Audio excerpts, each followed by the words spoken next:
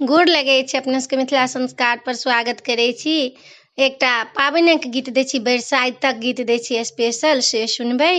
सतमान सावित्री के से सुनबै। सुनेंगे सजनी आगे आबि गेला जेठ बरिसात, सुनेंगे सजनी आगे आबि गेला जेठ बरिसात, राजा के बेटी सावित्री गे सजनी आगे पूजी लेला बर के गाछ, सुनेंगे सजनी आगे मांगी ले सतबान सान पुरुष, सुनेंगे सजनी आगे मांगी ले सतमान सान पति, ओहो सतबाना अल्पायु छै गे सजनी, अल्प आयु छै गे सजनी,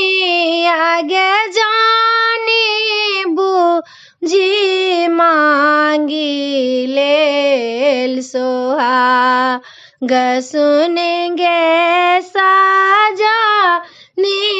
आगे जानी बुझी मानी लेल सोहाग, कएलन विवाह वा सतबाना सगे सजनी आगे आबि गेला राजा पाट छोड़े, सुनेंगे सजनी आगे आबि गेला राजा पाट छोड़ि, सासु ससुर के सेवा करै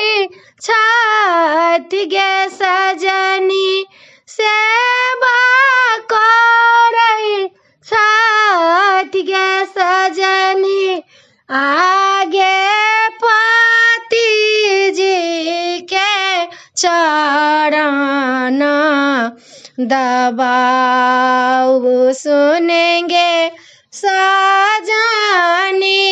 आगे पति जी के चरण दबाऊ, एक साल बीतलै आबिए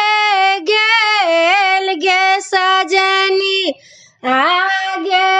हारी ले हमरा जो हुनकर प्राण, सुनेंगे सजनी आगे हारी ले हमरा जो हुनकर प्राण, प्राण लय यमराजा स्वर्ग चलल गे सजनी, आगे पाछे पाछे सावित्री जाय, सुनेंगे सजनी आगे पाछे पाछे सावित्री जाय, घूरिए जे देखा लेने जमड़ा जोगे सजानी यमड़ा जोगे सजानी आगे मांगी लेला अपन वरदान पहिले जे मंगला सावित्री कुल परिवार सुनेंगे सजानी आगे मांगी ले लजुगा यही बात सुनेंगे सजानी आगे मांगी ले लजुगाया यही बात भानहि विद्या पतिगा अलगे सजानी आगे सब लोक के बढ़े आई बात सुनेंगे सजानी आगे सब लोक के बढ़े